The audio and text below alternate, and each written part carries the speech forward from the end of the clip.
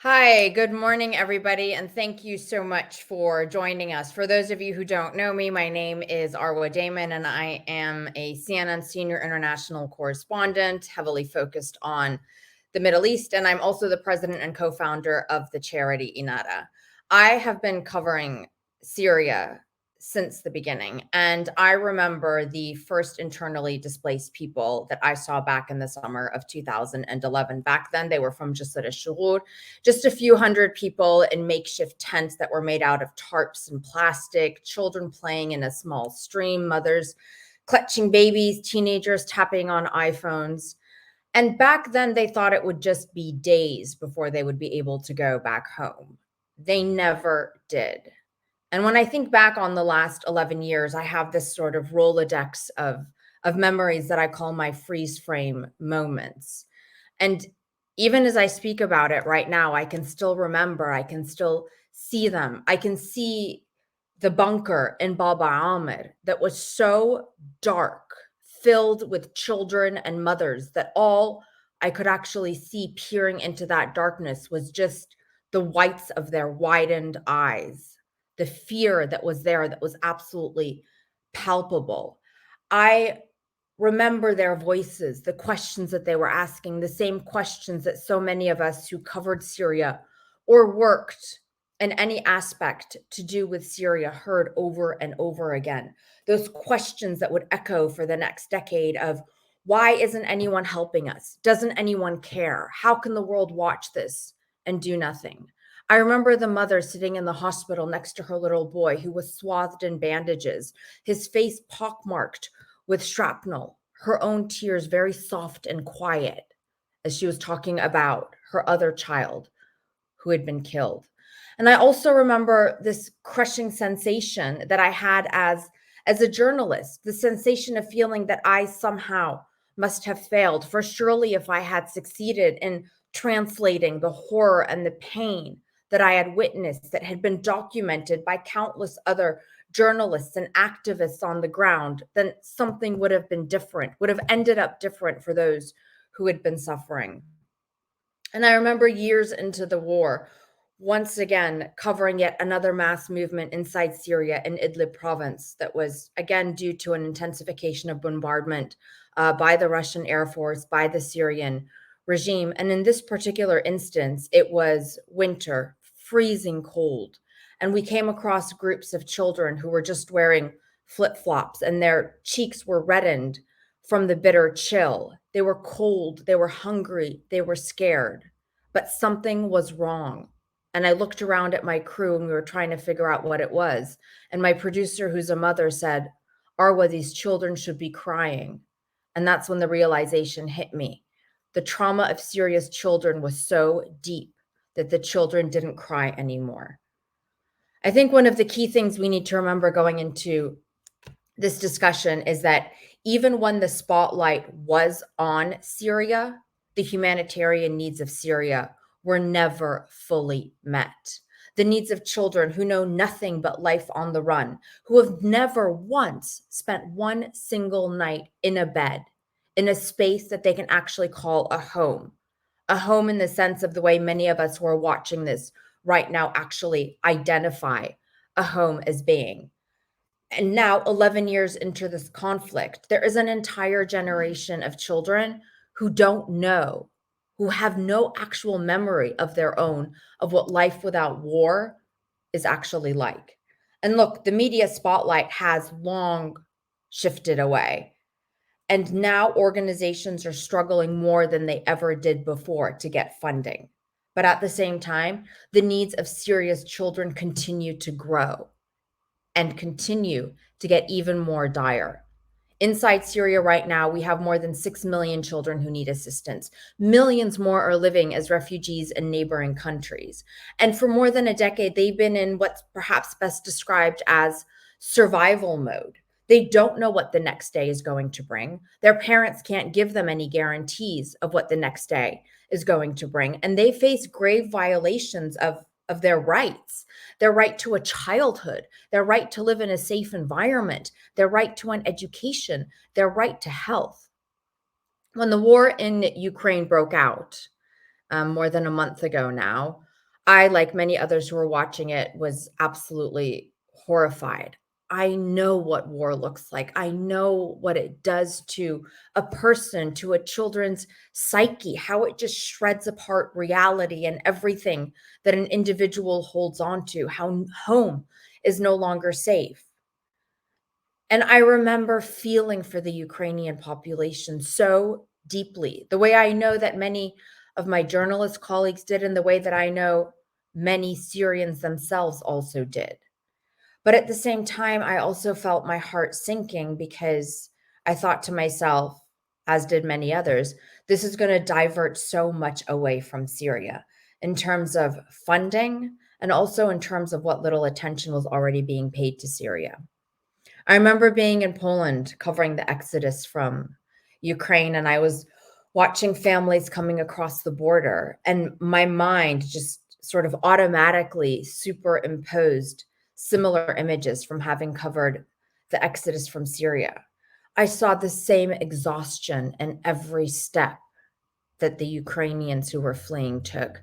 I saw the same horror and fear etched across their faces, the same look in their eyes, the same way that tiny hands clutched bigger ones that no longer knew how to keep them safe, that no longer knew how to keep them safe.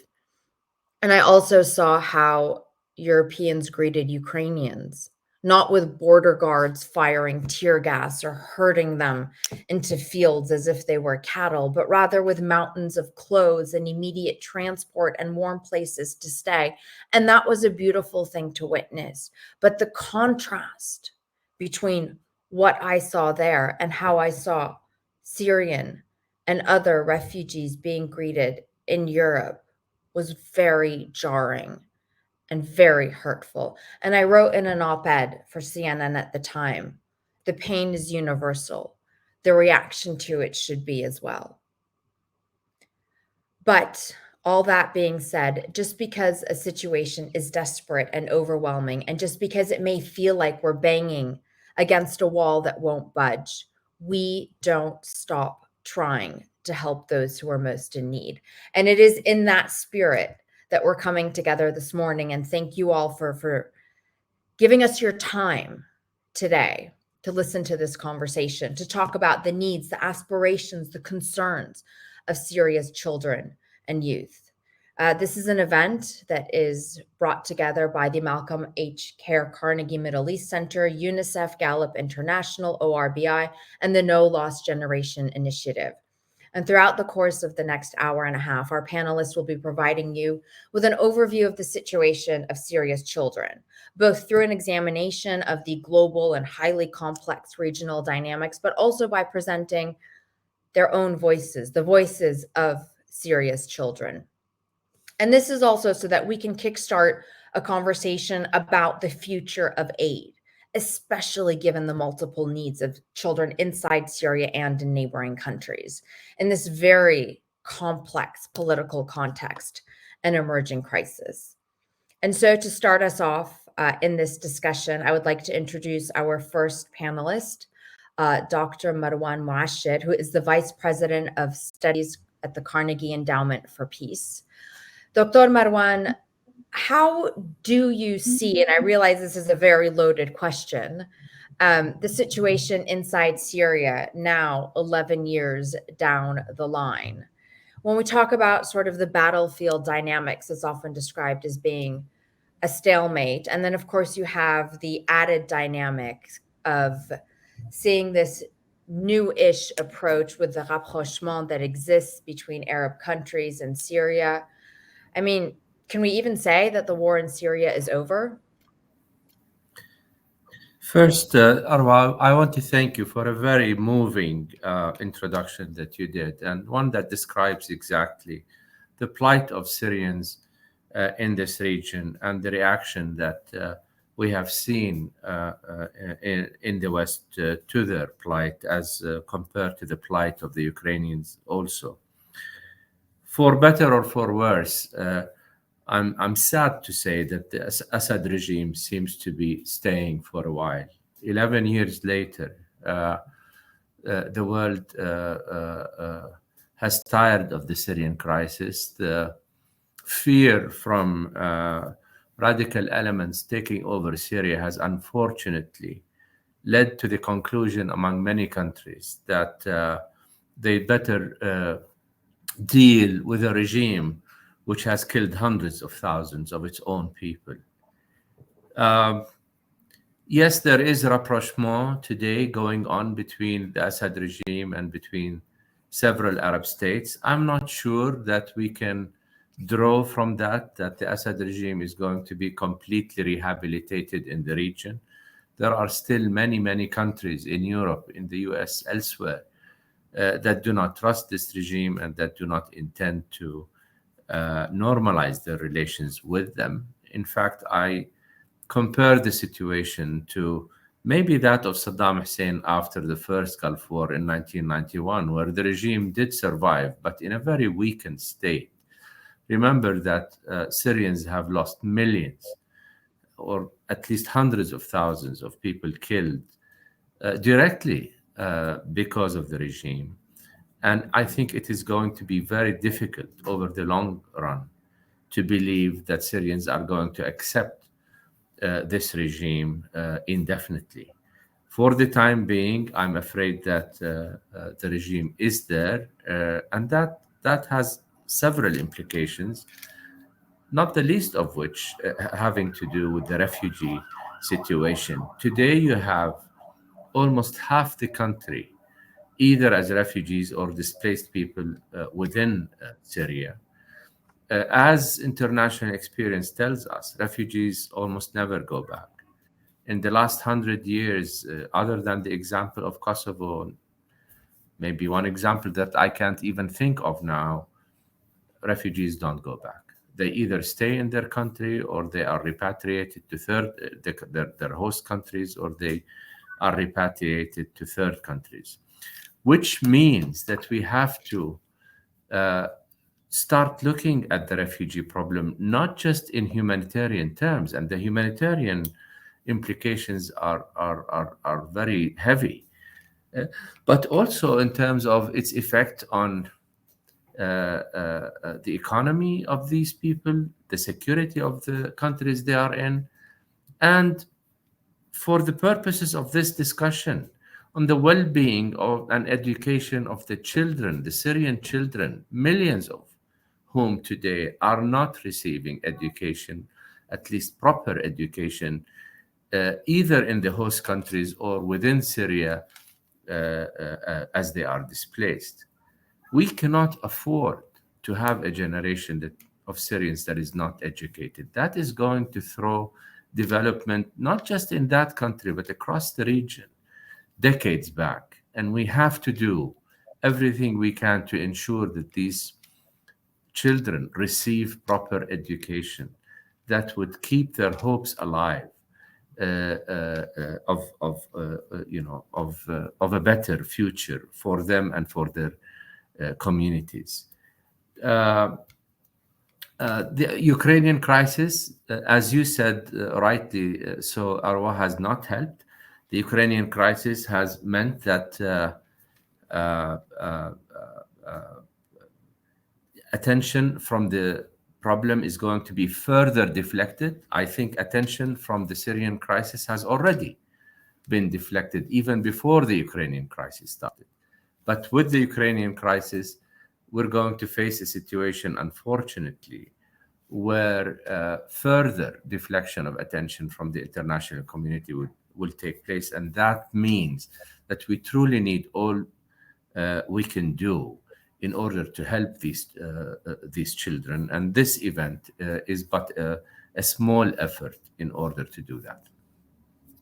Yeah, that's very true. And, I've speculated quite a bit and sort of put the question out there as to, had the international community reacted in a more cohesive, stronger way to what was happening in Syria, would we have seen Russia take the actions that we saw it take against Ukraine? Imagine, Arwa, if the Russians used chemical weapons today in Ukraine, would the international community stay silent the way it did with Syria? I doubt it. Yeah, well, that is the unfortunate, tragic, and in many ways despicable reality of the world we live in. But that is perhaps why it's even more important that we are having the discussion that we're having today. For now, more of a look on what the last 11 years have really meant for Syria and its children, I would like to turn to our next panelist, Mr. Bertrand Banval, who is the Deputy Director of UNICEF for the Middle East and North Africa, and also the co-lead of the No Lost Generation initiative. Thank you so much for joining us. It's been 11 years, and I know it's extraordinarily difficult to try to describe what and how that has impacted Syria's children and their childhood. I have not met a single child from Syria who has not been impacted in some way. But if you could just try to, help those who are listening in today begin to understand, what this war has looked like from a child's perspective and from UNICEF's perspective. Well, thank you so much, Arwa, really, for your introduction, also for painting in a very stark terms what already the situation is. And let me thank also the Carnegie Center really for helping us to bring back the attention of the world also on this 11-year crisis at the time when other crises, unfortunately, are affecting the world and the children in the world. So we very much appreciate your effort in that respect. As you rightly said, 11 years means that also for many children, it means that the only lives they've been knowing has been a life of war. And even, close to 6 million children have been born over the last 6 years. So they were born in the war and they continue living in this war. But, beyond the 6 million, of course, the war is affecting children in many, many, many ways. In very direct ways, 13,000 children since the beginning of the crisis have been either killed or injured. We have also 7,000 of them who have been recruited by armed group and armed forces. And now we are in a situation with the acceleration of the addition of the different crises happening in Syria on the top of the security crisis. You have also COVID, which came on the top of that, and now a socioeconomic crisis, which is making families and children even more vulnerable. This year, we see that we have the highest number of children ever recorded who are in need. 6.5 million children are in need of assistance. This is the highest since the beginning of the crisis. Let's remember that Syria, even years ago, was what we call a middle-income country. Now we see that 90% of the population live in poverty. So these figures mean concrete realities for families and children. As a result of that, we see now again in a country which had put under control quite a few issues like health and malnutrition. We see now that 1/3 of the children are chronically malnourished. And you said, Marwan also reminded us that, 3 million children are out of school. And when they are in school, we also can question also what they can learn. And what we can question it because I mentioned also how the war has been around the children, but war is inside the children as well. They've been deeply psychologically affected by the situation. Recent surveys we undertook in different communities showed us that 1/4 of the parents tell us that their children suffer from anxiety, have difficulties to concentrate on their learning, have problems in sleeping. So all of that, of course, has not only implication for now for the children today, but also as Marwan was telling us earlier, it has long-term implication. It is if it is not addressed. So, a big concern about 11 years of war. But I must say also that the last year has been even tougher for children. Because also of the economic crisis happening up. You mentioned the Ukrainian crisis, which is of course impacting directly Ukrainian children, but it is already impacting very strongly the children of Syria. We see some food price hikes, which are happening, stark ones, and we are very concerned because it will have impact on also on, of course, directly on nutrition, on poverty, but also on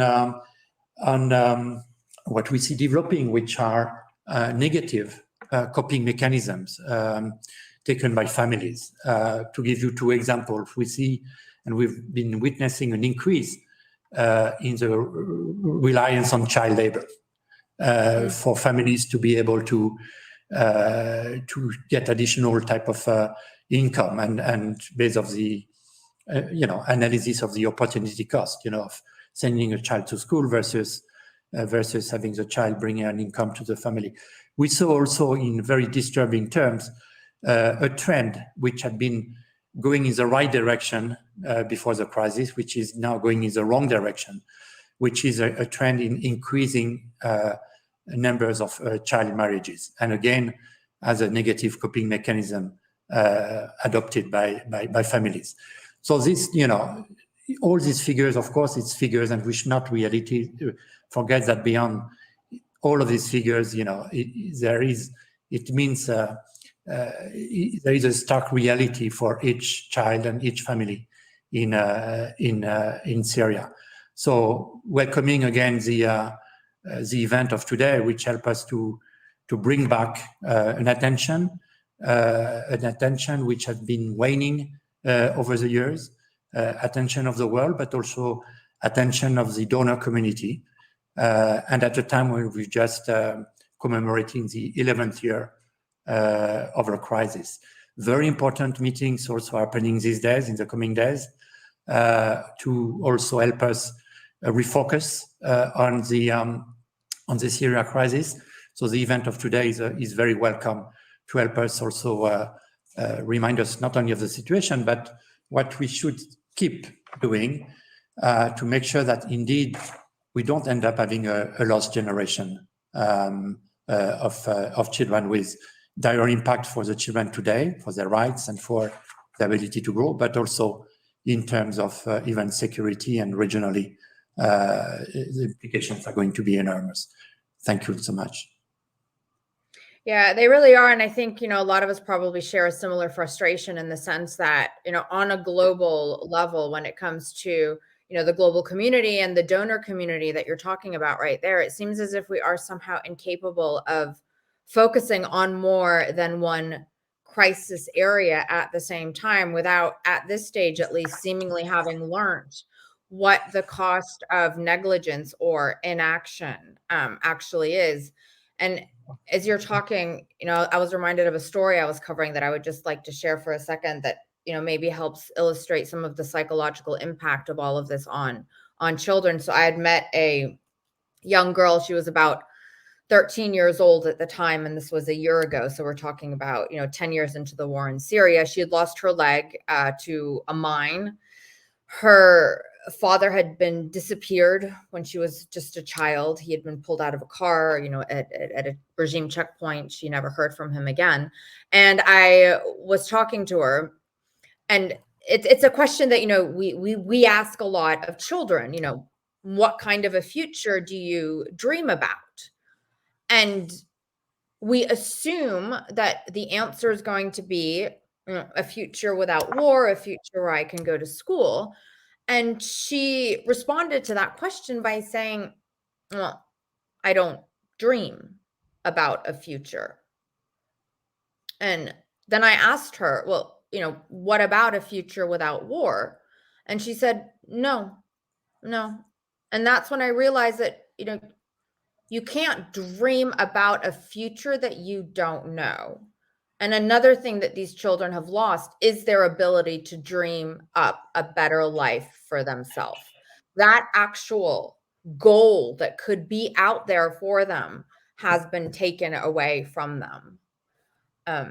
So I just felt like that might be a bit of a story to be able to share at this stage as we continue talking about the impact of the war on children with our next panelist right now, Catherine Achilles, who is the Media and Communications Director for Save the Children's Syria response, and also a member of the No Lost Generation Initiative. Catherine, thank you so much for joining us. We've been talking about the impact of this war on children, the war inside that exists for them that Bertrand was just speaking about. I mean, these psychological scars are extraordinarily difficult to try to describe and comprehend, given that many of us, frankly, have been quite fortunate not to have experienced it ourselves. But from your vantage point, from your perspective, I mean, how can we reshape this aid access reality so that we are able to better deliver to Syria's children and respond to their needs? Thanks, Awa, and thank you for the story you just raised. I was struck as I was listening to you about some of the children I have been talking to in northeast Syria at the end of last year. And when we asked them what they were dreaming of, one of them said, I dream of a wall. I want to sit not in a tent. I want to sit with my back against a wall, and I want to shut the door against the cold weather. And it really shows how shrunk and how shrinking these children's lives are in many ways, that these are the things, these are their aspirations now. And it really shows that after 11 years of conflict, as Bertrand said, the scale and types of need that we see from children are growing in size and complexity and consequence. I mean, we see the immediate impact of active conflict, particularly in the Northwest right now, but we also, as Bertrand said, see the consequences of conflict, the consequences of protracted displacement, the deteriorating economy, the psychological toll that 11 years of conflict takes not only on children, but their parents and their ability to take care of their children. And this is all accumulated to really drive and leave millions of children in need.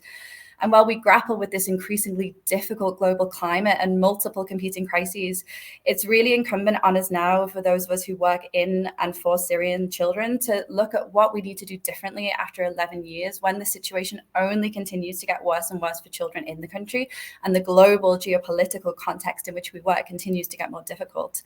And so it's for that reason that we need to look at the different types of aid that we provide to children, so that we're really providing what meets their needs where they are in that particular moment.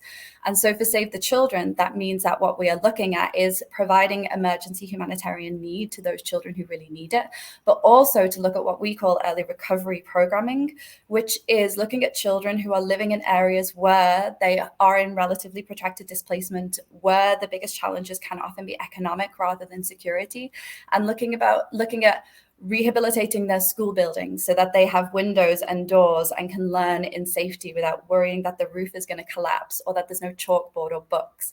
It's about making sure that their communities have piped clean water so that they have something to drink and they have something to clean themselves with, particularly during COVID. And it's about making sure that their parents have access to livelihoods and to jobs and to income so that they are able to provide for themselves and for their families, so that they can become less reliant on humanitarian assistance and start to rebuild their lives and live with dignity that the conflict has really tried to take from so many parents and so many children. It's about making sure that these communities, where there are pockets of relative stability right now, can become more resilient against these types of economic challenges, the challenges that COVID has provided, the challenges that displacement cause, and so that they are more resilient, that their rights are better respected, and that we as humanitarian actors are led by community needs, that we are being transparent and accountable to the communities that we help and giving them what they need in the moment that they need it. Early recovery is vital because these needs are becoming more complex. In northeast Syria, to give you an example, we have communities that have been facing protracted displacement, and the children that I talked about living in tents for 10 years who dream of walls. We have new displacements from new types of conflict, We have limited and really overstretched services, especially in towns and cities. We have a really dire economic crisis. And since last year, we've had a severe water crisis. And all of this is layered crisis on crisis to drive hundreds of thousands of children into crisis for the first time. So even children who have been fortunate enough to not be affected by the conflict have now been forced into camps. And families are making difficult decisions to leave their homes for the first time because they simply cannot afford to feed their children. They cannot afford clean water, and they cannot afford to send their children to school. And this is the real tragedy of Syria, is that it's the consequences of conflict that we are now seeing alongside the act of conflict. And both of these elements are being forgotten. To give you one example, I spoke to a 13-year-old girl just outside of Hasake last year. She lives on a farm that's full of fruit trees. And last summer, all of their trees died because of the water crisis. And her father said that this year they'll have to move if it doesn't rain and there's not enough water in the river that feeds their farm. And she told me, I'm worried about leaving for a place that I don't know anything about. I don't want to migrate and leave all of my memories behind. I want my memories to stay here, and I want to stay with them. And we really owe it to these children, to Baisalan, to other children like her and their families who are trying amidst incredibly challenging conditions to provide them the means to live a dignified and self-reliant life. This is not about us just providing humanitarian assistance and emergency need and providing food and water endlessly. This is about really trying to help children and their families live with dignity in the way that we outside of Syria expect and live in our daily way as well. Thank you, Arwa. Absolutely. And live with a, certain level of agency as well. The right to be able to, chart your own future and whatever it is that you want it to be. And I think, throughout the last 11 years, maybe another of the big challenges, as there has been a lot of discourse about what kind of action to take inside Syria, there probably should have been, and maybe this is a lesson learned moving forward, an equally strong conversation about what are the consequences of inaction, because that's what we're seeing unfolding right now. And if we continue to have this level of inaction on Syria, it's going to be very difficult for any of us to actually predict kind of the ripple on and fallout effect of what that is actually going to be. So thank you for your insights. I really appreciate it. Our next panelists are with ORB, Gallup International. We have the CEO, Johnny Heald, who's also joined by Ayad Abdul-Latif, who's a Syrian himself. And I know it's very difficult to kind of talk about yourself, your own life, your own people's lives in these contexts. So thank you for being with us. And they're both going to, give us a short overview on the surveys that they've been doing with regards to a lot of what we've actually just been talking about, the aspirations, the concerns, the hopes of the Syrian people. So over to both of you right now. Thanks very much, Arwa, and thanks everyone for having us. I have to say, if someone had said to us in 2013, when we first started to do qualitative and quantitative research in Syria, that we'd still be doing it in 2022, I don't think I really would have believed them. And also, having worked on a number of conflicts in Somalia, in Libya, Mali and Burkina now, for example, and having listened to a lot of the focus groups like Iyad has done, and myself, I've never heard as many horrendous stories coming out from Raqqa and Dezor and places like that in any other country we've worked in. So the impact on children has truly been horrific. But what we'd like to do is we'd like to share some, we're pollsters, so we want to try and put some data on it to try to help the audience understand, what Syrians think the main issues are.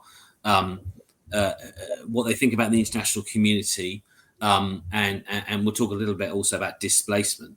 So if we go on to the next slide, you can see very clearly this is based off 3,000 interviews that are carried out face-to-face, scientifically random probability sample across all 14 governorates. So it's representative of the Syrian population. The fact that 1 in 7 people in Syria today fail to obtain hardly any essential food is really a horrendous figure. And you can see overall there the financial inflation, poverty, bribery, fuel prices, food prices, etc. When we ask people what are the main issues that you and your families are facing, it's those issues that come up top every single time. You'll see in the red box on the right a small increase in the last 2 years of people actually saying religious extremism again. So although we may have shifted our focus to something else, we may think that's over and done with. That and a combination of foreign influence has increased over the last couple of years. Next slide. I don't know, Ed, whether you wanted to talk about the foreign influence. I mean, yeah, it's been significant in the last 2 years that there is an increase, and it's due to having so many. I mean, that's something new to Syrians, and due to the factors that you've already listed as the top issues people are facing. Many and more people, and even young in young ages, are turning towards more extremist views or extreme groups. Unfortunately, and you can see. 3 and 5 rate Syria's economic situation as poor. I mean, undoubtedly, people are struggling massively. They're either blaming government corruption, or perhaps if they're outside government areas and being influenced by the media being disseminated to them, they're blaming economic sanctions imposed by the West, which is a narrative you're seeing played out again now in Russia. Next slide. Sorry, go on. If we could go back on this, I think it's interesting looking at the regional differences. So even in suffering, Syrians have so much in common. So for example, when blaming government corruption for the socioeconomic condition, you would see that in Damascus, for example, the capital, 1 in 2 blame government corruption, and same thing in Latakia. While in Idlib, which is under a different control or out of regime control, a similar percentage, or 57%, say the same or blame government corruption. So different control, but same suffering. But the difference is even more interesting when it comes to blaming sanctions. So in Idlib, again, it's almost 17%, or 1 in 5 in Idlib blame sanctions imposed by the West, while this goes up to 72% in some regime areas like Sweden, for example. And this relates to what you were saying about the different propaganda or information shared in different areas. Exactly. So, and on the next slide, if we talk specifically about education, we understood very quickly in places like Raqqa, etc., Dezor, even the most ardent supporters of Daesh, the wedge issue undoubtedly was education.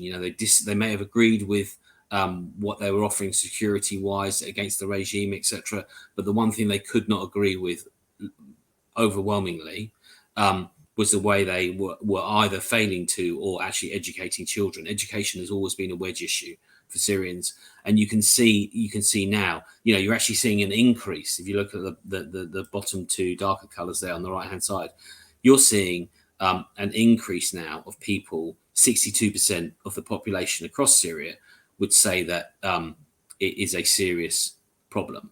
So that's 2 in 3 households saying that education is a serious problem in the country, and yet, certainly from British government point of view, we turned off the tap for funding largely, not last year, a number of years ago, and yet the problem seems to be getting worse. I think if we move to the next slide, one of the interesting, 5, 6, 7 years ago, maybe we were all sort of fixated with Syrians leaving and moving to Greece, etc., and we've probably lost sight of that in the last few years. But if you look at the data again that we do here, when we ask people whether or not they would be wanting to leave Syria if they could, it's actually increased from 2019 to 2021. So you've got almost half the population saying that if they could, they would still leave the population 11 years after a conflict. And we're now asking that question in the Ukraine, and admittedly, you're 1 month into a conflict in the Ukraine, but the comparison in the Ukraine is that it's between 11 and 13% of Ukrainians that at the moment would say if they were guaranteed a safe passage, they would leave. they're still very much in the resilient stay and fight. 11 years on, you have almost 50% of the population who say that if they could, they would leave. And as you were saying, this goes, sorry, on the previous one, this goes like, for now, we all see that the war is on the more calm side, but the crisis isn't over. So if you're looking at like half of those aged between 18 to 34 say they are considering leaving, and that bleeding of youth resources and talents is going to have more impact in the coming years. And one of the places, there's leaving the country or there's internal displacement. So we've been running a number of projects inside our How camp over the last few years. And if we switch to the next slide, our How camp's been established for quite a long time. We've all been familiar with some of the trials and tribulations that have taken place inside the camp. But you've now got, as of, this was something we did in January this year, interviewing 500 people across the camp. You've got more than 80% saying that it's actually getting worse inside the camp. So there's very few safe places for these people to move to. And if we move to the next slide, which is pertinent given the conversation and the way in which governments have been distracted now, attention is shifting to other conflicts. 3 in 5 people across all 14 governorates, a nationally representative sample of Syrians, would say that the international community needs to do a lot more. And again, an interesting difference between, if you look at all the governorates above the red line, or the 60%, all out of regime control governorates, while the first 3, or the ones below the red line, are all in under regime control. And that relates again to the perceptions of international influence in some cases, or international aid in this case. But last slide, what I want to do is offer a tiny bit of hope, because one of the questions we've tracked consistently since the beginning is, do you agree or disagree that despite our differences, there's more that unites Syrians than divides us? And I still to this day find it absolutely remarkable, and it shows you how resilient they are, that despite 11 years of conflict, 71% of people in the country still say that there is more that unites them than divides them, which to me is incredible. So I wanted to leave a glimmer of hope at the end, but thank you very much. Thank you both for sharing that. And, along the lines of what you were talking about, I think, at our core, and sadly, this is something that is so often forgotten, we are all the same. We do have the same dreams. We do actually have more that unites us than divides us. We just all too often tend to act in a completely different way. And I also kind of wanted to add something that's a bit of my personal perspective, but that is even in scenarios where there isn't hope, or where there doesn't seem to be hope is something that can be restored. And, we see that, like, I see that especially through the work that, my charity does, where we treat children who have been impacted by war that other organizations are not able to access. But when a child begins to receive assistance, when they begin to be able to see the outline of a better and different future, you physically see hope return to that child's eyes. You physically see that little glint that kids have in their eyes, and this goes for adults as well, begin to return. And I think, maybe we all need to remember that even though it may seem like childhood or hope has been destroyed, it can at the same time be restored. And that's also something that we should all be working towards, especially when it comes to what's happening in Syria. So thank you both very much for that presentation. I appreciate it. And our next panelist is Dr. Maha Yahya, who is the director of the Malcolm H. Care Carnegie Middle East Center. Dr. Maha, thank you so much for joining us. We've heard a lot right now up to this point about, refugees, whether or not they return, and, to add to what's been discussed, up till this point. Also worth noting, I think, for a lot of people who maybe are listening in, is that these huge sprawling camps that we see, inside Syria for the internally displaced, where conditions are atrocious, and even in some neighboring countries, we don't actually end up seeing a lot of people returning. And that's a very big and important issue to discuss. And I know that you've done quite a bit of research on this, on why aren't Syrians returning? What dangers do face them if, in fact, they do return? Can they actually return to their homes? And so I was hoping that you could share some of the research that you've done on that and your insights as well. Thank you, Arwa. I also want to thank UNICEF for bringing us all together for this event, and for everything I've heard today has been very moving and very heartbreaking, but also very close to the reality that we're living. Before I answer this question, I was struck as I was listening, but also looking at the numbers that were just shared, is the extent to which I think different Syrians are living different realities in Syria today. The country is not, when we think of a country, we think of a central state that runs a country or that governs a country. Syria is not in that situation at all. You have different parts of the country that are governed in very different ways and by different entities. So different systems, different entities. For people to be able to thrive in any environment, you have to have systems of accountability. You have to have a minimum of safety, protection, access to basic goods, food security, etc. These are things that Syrians across the board don't have. Whether in regime-held areas or non-regime held areas. So while they may be living, there may be different governance systems in place, it is very clear that the kind of distress that Syrians are feeling is pretty much across the board, though there is variance, of course, between different areas, because there is the capacity to use populations to pressure non-regime held areas, if you like. When we did our research, I think it was in maybe about 5-6 years ago, we did research with refugees who are in Lebanon and in Jordan. It was based on focus group discussions. And we were struck by the extent to which Syrians were very eager. Syrian refugees did not want to be in Lebanon. They did not want to be in Jordan. They wanted to go home. However, they were just unable to go home.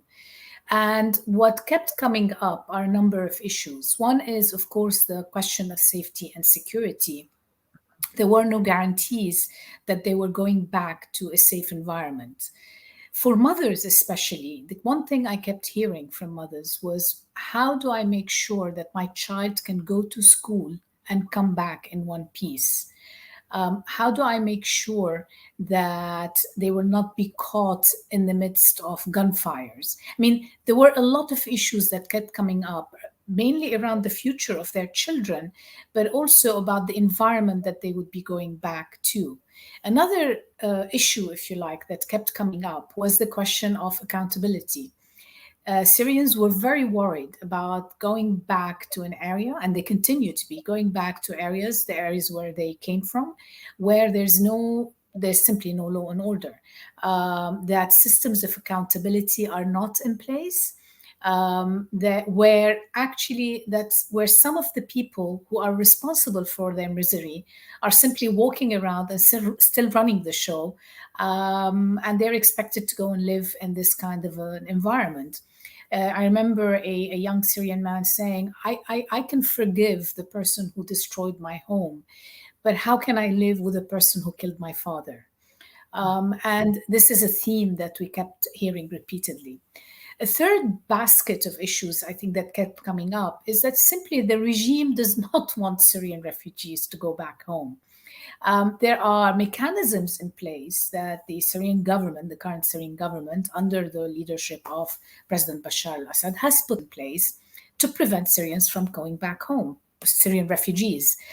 Some of these have to do with real estate, law number 10, the famous law number 10, that is literally appropriating the properties of Syrians who fled. There are other mechanisms in place, including these security checks on anybody who wants to go back home. If memory serves me, I think it was about 4 years ago, around 2,000 Syrians applied from Lebanon to go back home. They had just started opening this possibility. And only a very tiny fraction, I think maybe a couple of hundred, were given permission to go back home by the security services. For many young men, there is a concern about going back because then they would be forced to join the army. They have to do their mandatory military conscription. For the men who are outside, for these young men or young boys, often is the case, they were worried that they would be sent to the front lines. And they were hearing about stories of their cousins, their uncles, etc., who the moment they went back, they would go back to the military and would be sent to the front lines and get killed. So I think for people to be able to go back home, there are lots of quite some serious issues that need to be in place that would allow people a safe return.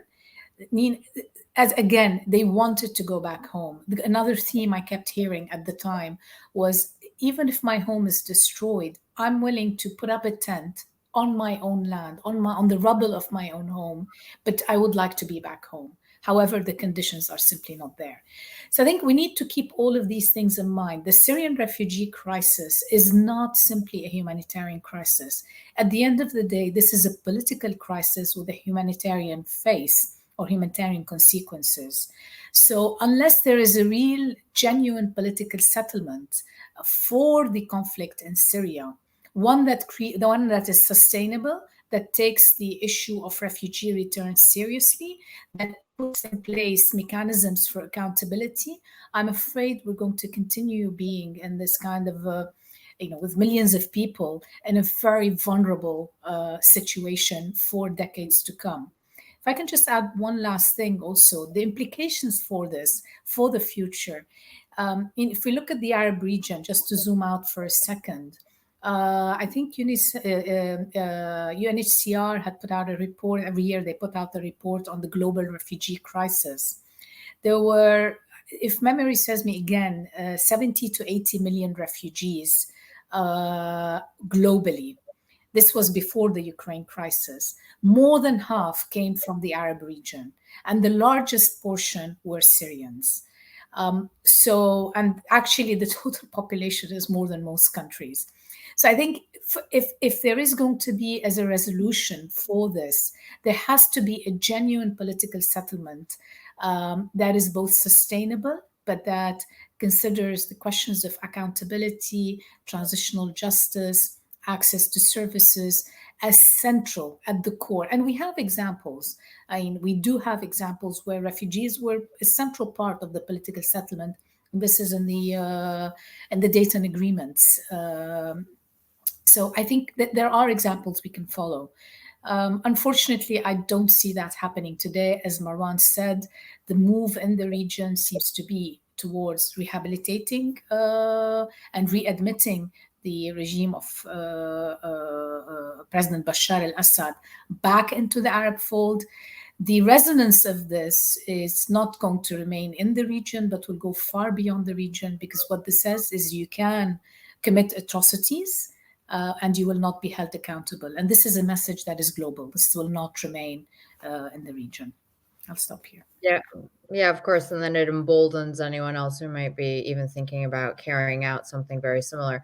One of our viewers just asked a question, Stephen Andrews, that was kind of exactly about all of the issues that you addressed, but obviously a lot of interest out there about, why it is that people don't want to return. So thank you for laying it out in the way that you did. And I think, another thing that we do need to talk about, given everything that has been said by everybody, is what are the consequences of allowing the situation to continue as it is right now? So what happens if there isn't a political solution that is actually reached? And Bernard, if I could flip this over to you,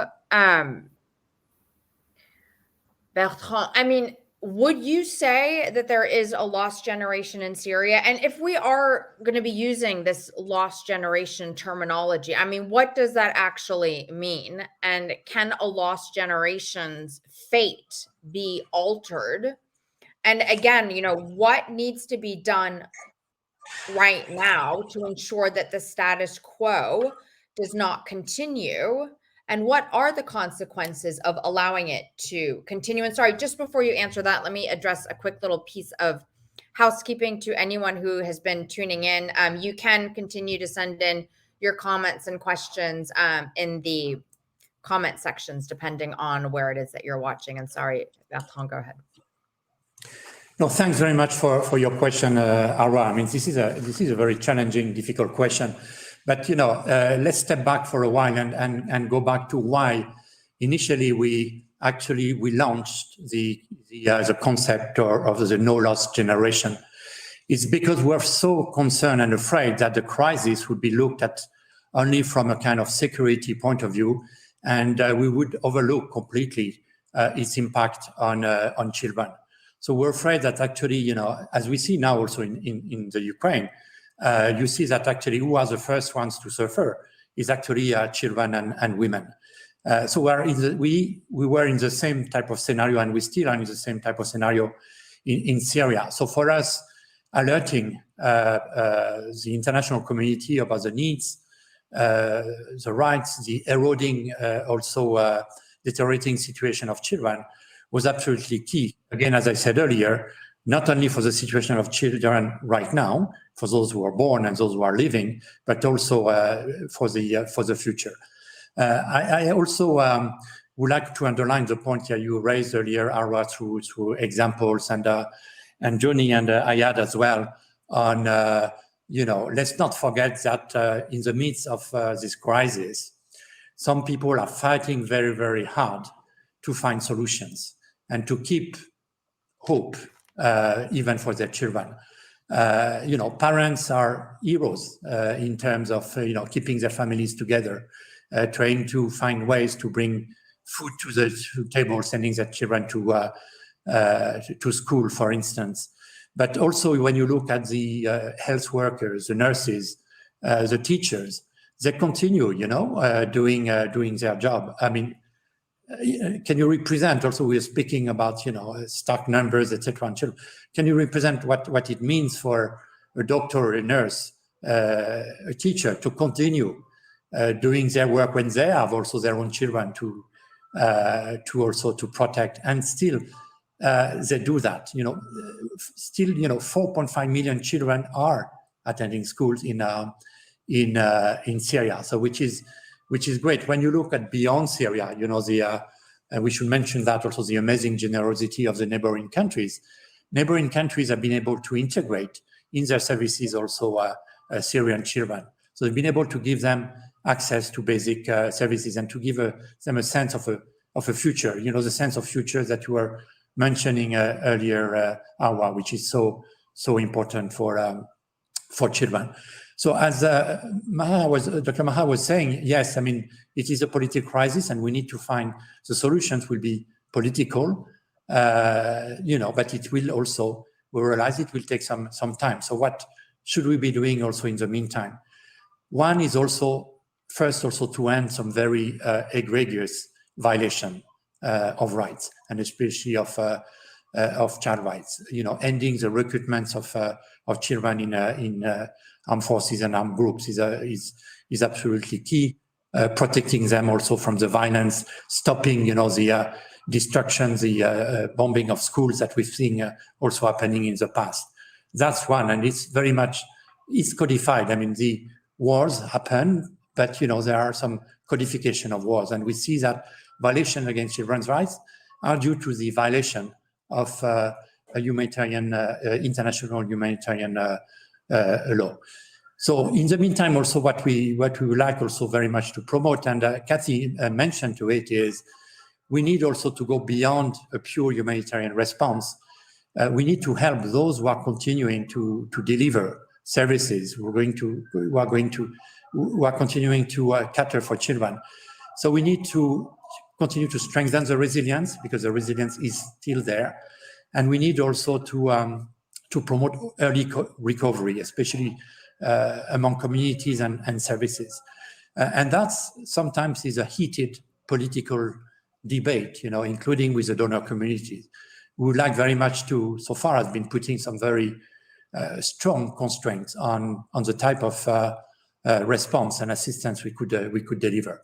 So what we're calling for also as part of dialogue we've been having now with the international community, and which is evolving, we're really calling for fewer constraints in the way we can deliver assistance, the way we can strengthen the resilience, the way we can build early recovery for basic services. We want to have less political type of constraints imposed on us. For us, we start from the principle that every child, wherever they live, should be reached based on their needs. We need also flexibility.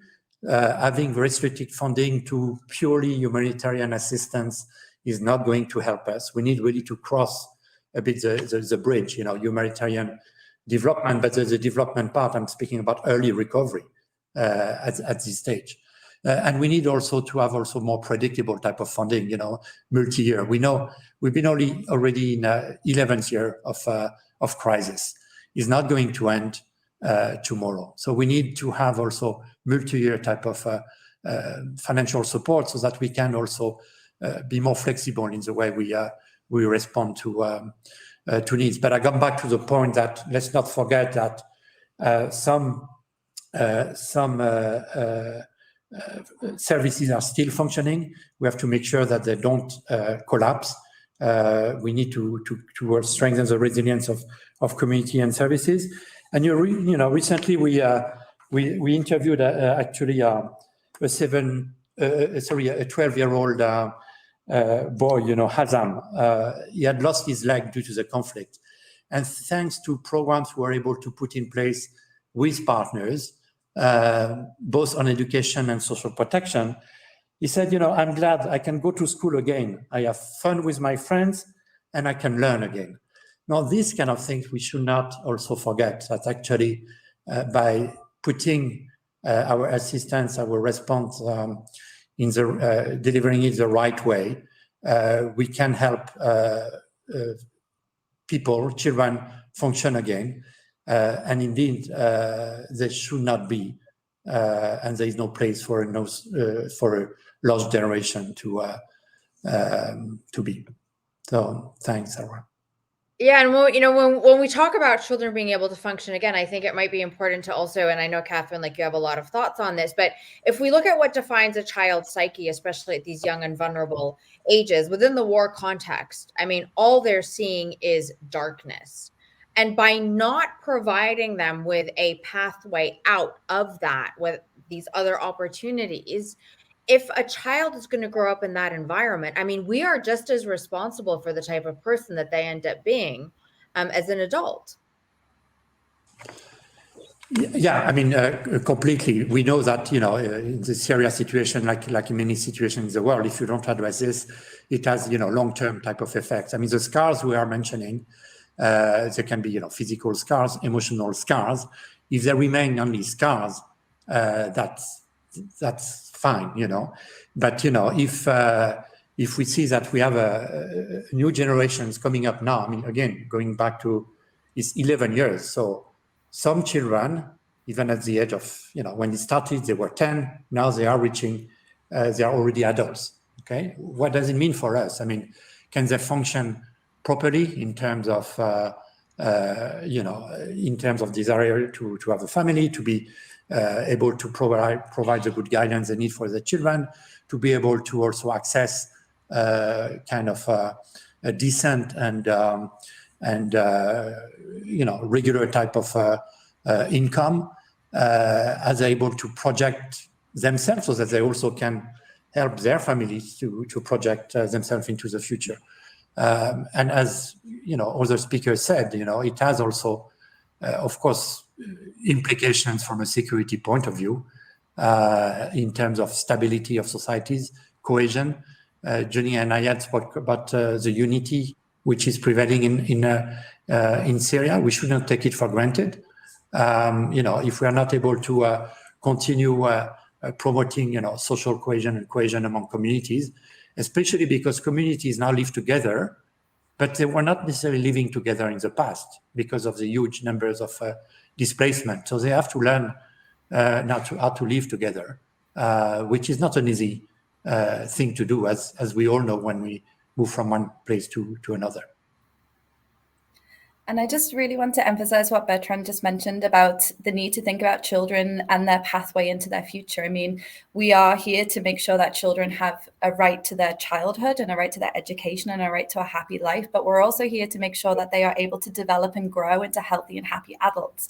And when the humanitarian response, at least, is stymied by short-term, one-year programs that ensure that children are in school now, but we can't think about, will the child get a certificate at the end of their education pathway? Would they be able to go to university? Will they be able to train for the types of jobs that children tell us all of the time that they want? I mean, you speak to children across Syria and they will still tell you that they want to be doctors and teachers and nurses and architects. And are we really in a space where we are providing the right types of pathways for them to achieve that in their life? Well, this is why looking really carefully at the type of humanitarian assistance we provide now and trying to think longer term, as Bertrand said, is so vital. Because when we only are able to think year by year, we are thinking school year by school year. We are not putting in place the pathways and the future support that children will need as they go through life. Recognizing that that is about their education pathway. It's about the psychological support they might need to recover. It's about the fact that they might move to a different part of the country because they're displaced or they go home. It's all about how we are actually planning for children's futures and supporting that in the best and the happiest and healthiest way. And so we really, as humanitarian actors, also need to take responsibility of making sure that we are able to work with donors so that children and their families are supported, not just in the here and now, but as children grow up into adults as well. Thanks. Yeah. Dr. Marwan, I mean, we all do have a sense of responsibility, but there's also a role and responsibility of the international community and the United Nations. Absolutely, Arwa. The United Nations protocols on how to deal with refugees need to be seriously reformed. Until recently, the response to refugee crisis around the world, perhaps with the exception of UNRWA, the Palestinian refugees, has been governed by the 1951 UN Protocol on Refugees, which basically required host countries to receive an unlimited number of refugees, even those with very limited resources.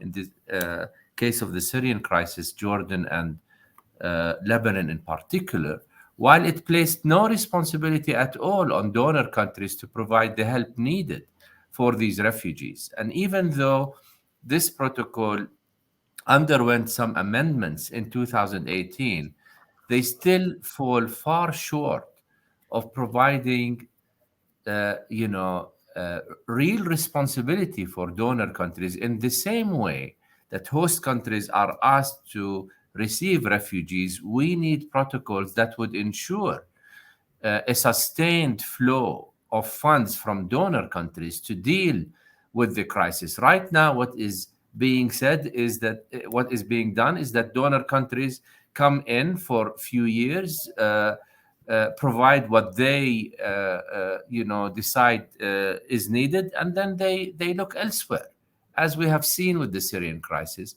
In the absence of UN protocols to guide this process, I'm afraid that the international response will always fall short of responding to the refugee crisis. It's a very good point. Ayad, I wanted to get your perspective on this.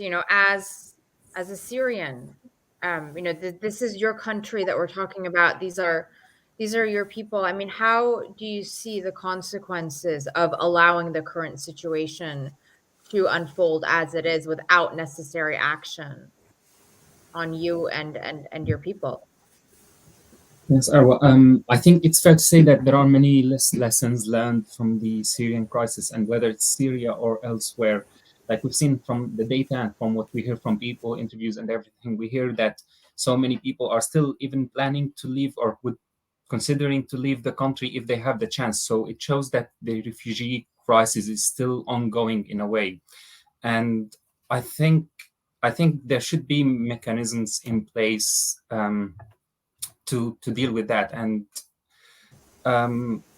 yeah, I think it's still ongoing, so there is still something to be done. It's not over. Can I just add on the security point also? I think, you know, like as a father of 3 kids, unless you give kids some education, some direction, unless there is a community cohesion around them, kids become vulnerable. And let's not forget that there are a lot of people out there that prey on vulnerabilities in these countries. So, you know, I mean, Daesh may be defeated militarily, but that is not to say that they are defeated ideologically. And there are still people who would like that to continue. And they're the very people they'll prey on. You know, it's no coincidence now that the Kremlin is actively recruiting, was it 16,000 younger Syrians to go and fight? Now, all right, I mean, if you're earning $100, trying to struggle to get $100 a month, and someone comes in and offers 7,000 allegedly for 6 months, you can see how people, as Bertrand said, who were 10 at the beginning of the conflict are now 21, who have seen no progress, how they become vulnerable to other things. Yeah, no, I mean, obviously, we know all too well that whether it's ISIS, Daesh, or any other, you know, organization that's out there, if you've grown up your entire life, you know, being treated as if you were, let's face it, trash, neglected, left in a situation of despair, and someone comes along and says, hey, I can give your life some meaning, here's money, here's a gun, here's a purpose, you know, people are going to turn towards that. One thing I do struggle with, though, on a personal level, is that we need to make that argument to try to get attention to a crisis, in the sense that, you know, we need to help Syria's children and Syria's youth so that they don't turn out to be fighters in the future, versus the fact that, you know, we should be able to say, look, this is a vulnerable population. These are people that have dreams and aspirations. It's morally the right thing to do to want to help them.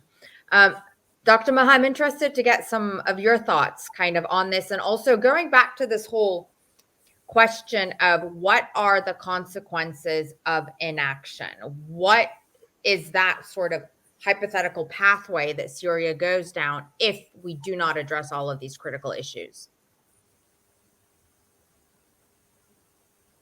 The consequences are quite catastrophic, not just for Syria, I think, but for the region and beyond.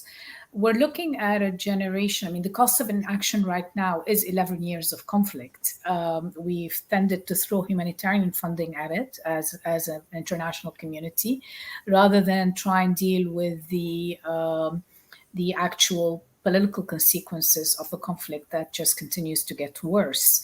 The lack of action today means maintaining, as I said earlier, someone who has been accused of war crimes by the United Nations in power, and the ripple effects of that will be significant, not just in the region, but beyond.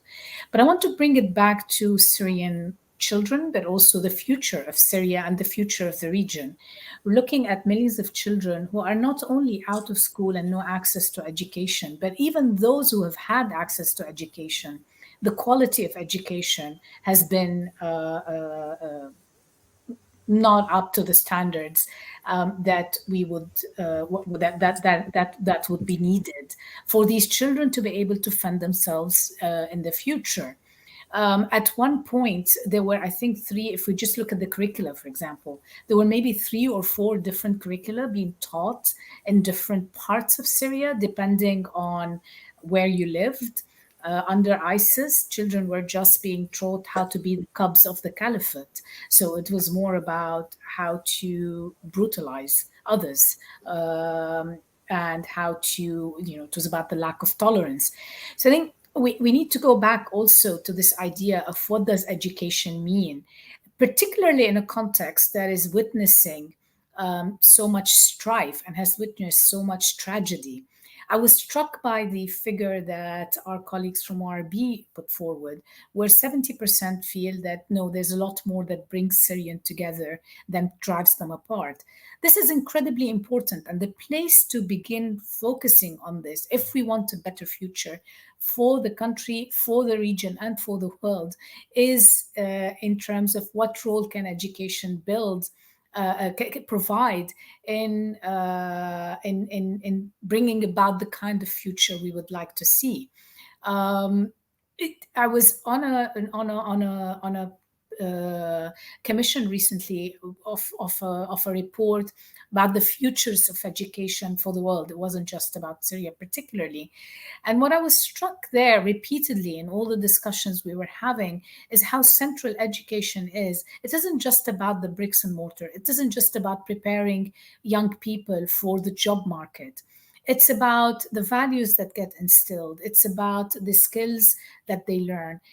In a world that is changing rapidly, the job market is not what it used to be before. It's a world that is uncertain, that is unstable, as we've seen in the past, especially in the past 2.5 years with the COVID. We barely had a breathing space, and then we were hit with the Ukraine crisis. So, and with technology, change is happening very fast. And I'm afraid we're leaving millions of children, not simply without access to basic literacy skills, whether it's reading or numerical, but also without the ability to fend themselves, but also without the ability to actually develop the kind of civic values that emerge, that education can provide for them. So I think the problem is very multi-layered, and I am very worried about the future and where this can lead. Fair enough, as we all are. Couple comments from our viewers. Alexandra, thank you for pointing this out. Before I get to that one from Robin, the story about the 16K Syrian fighters. At CNN, we did try to stand that up. We were unable to do so. So at this point, it has not yet been confirmed. What we do know, however, is that there are attempts that are just at the very beginning in terms of recruitment inside Syria by the Russians, mostly within regime-held territories at this stage, but nothing to that scale of numbers or any sort of deployment happening just yet. Of course, that being said, it still is a very, very vulnerable, easily targeted population. Robin has a question about how amenable the international donor community is to providing the multi-year flexible funding required to address the continuity of the issue of education. Thank you. Very good question. And the overall early recovery efforts that are required. I am going to toss that over to Catherine to address that for you. Thanks very much. And I'm afraid the short answer is not very amenable, but the longer answer is slightly more complicated. I think we do have a challenge with the fact that needs are growing in Syria and emergency needs are growing. And so there is a tension between 12 million people who need food assistance because they're food insecure this year, and the need to invest in education. And so we are seeing donor funding going down in Syria. This happened even before Ukraine.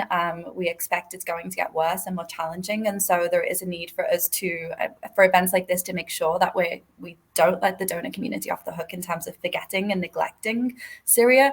The other really big challenge, and Bertrand alluded to this earlier, is that there are many donor restrictions on early recovery because there are concerns that early recovery means support for reconstruction to the government of Syria.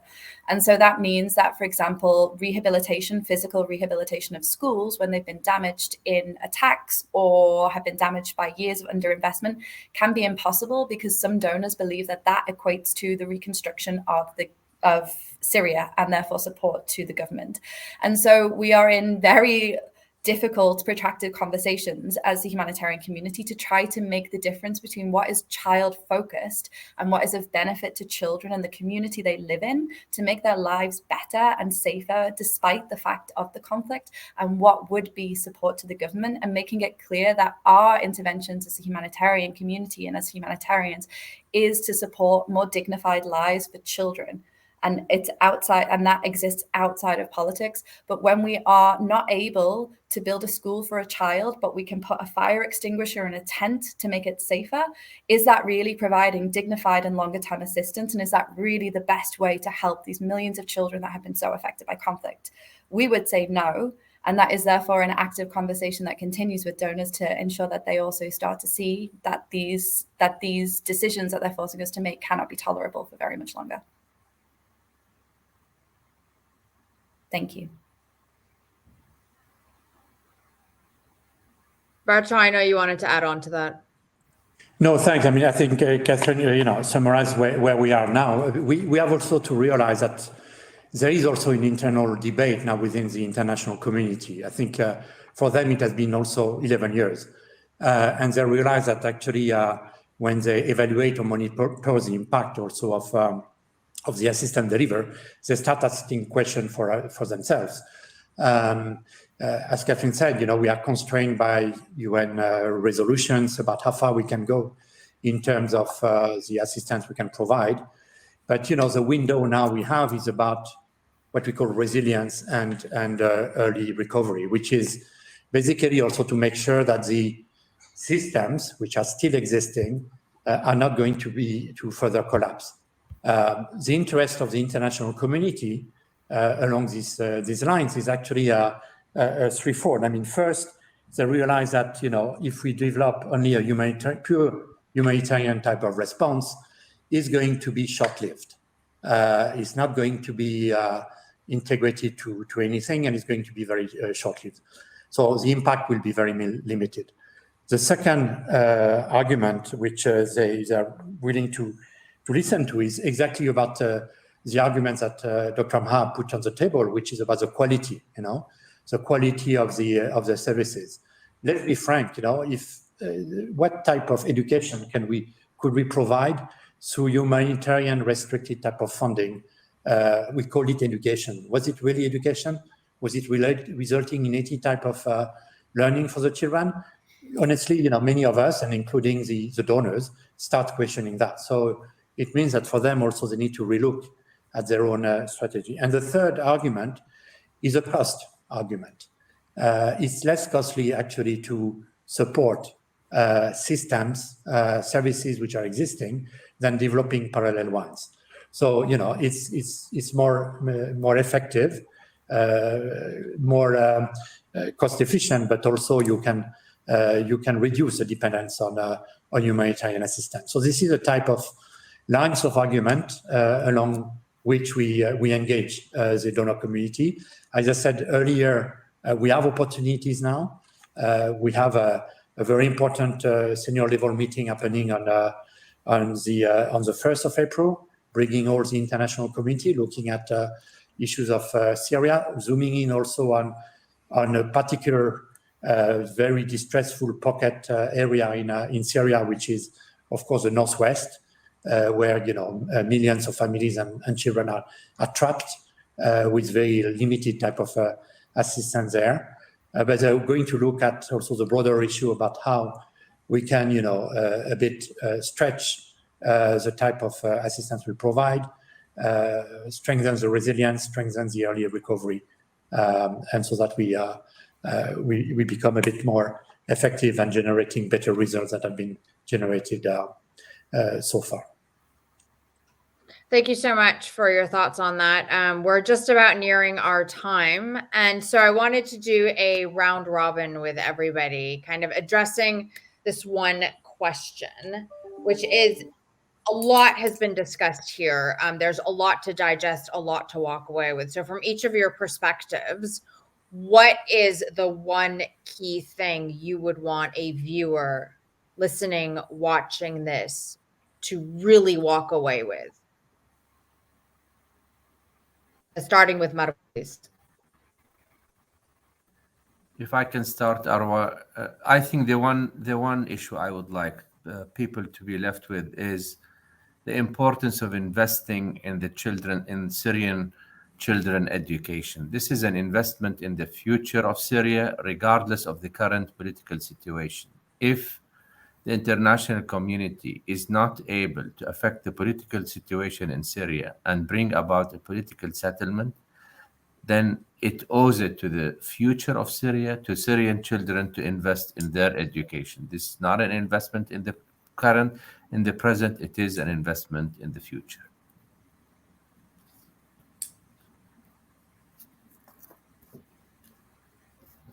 Bertrand?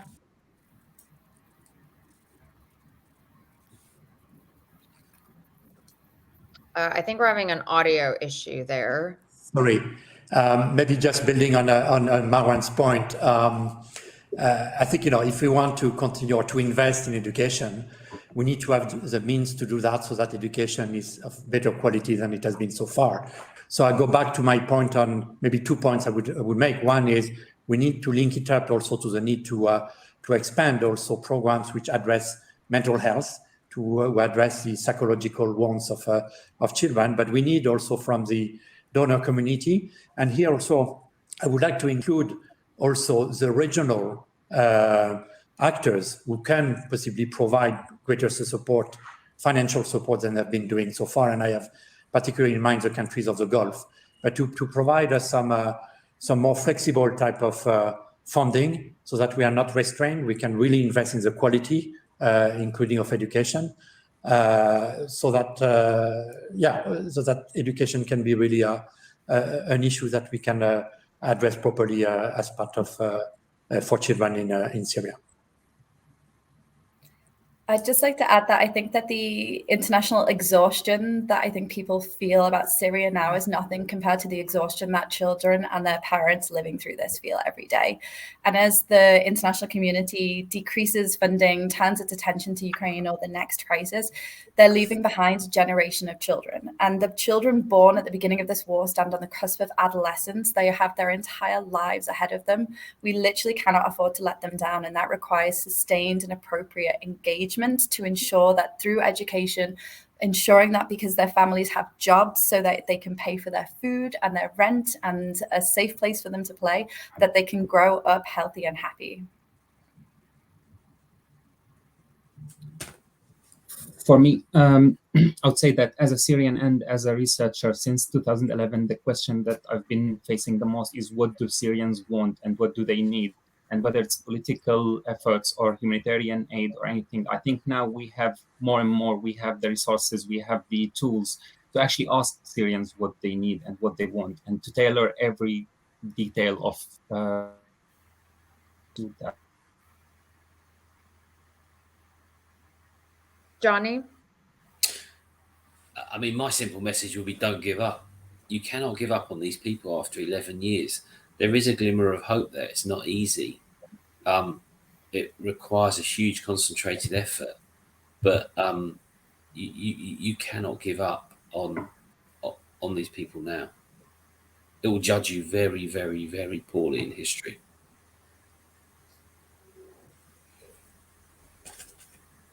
Maha, please go ahead. Yeah. I would concur with all the messages that have come up from my co-panelists, but I would add one more. Not only don't give up, but actually invest the time needed in a just political solution for the Syrian conflict. This will, without that, Syria will continue to be an epicenter of instability for the region and beyond. I want to go back to a point you made earlier.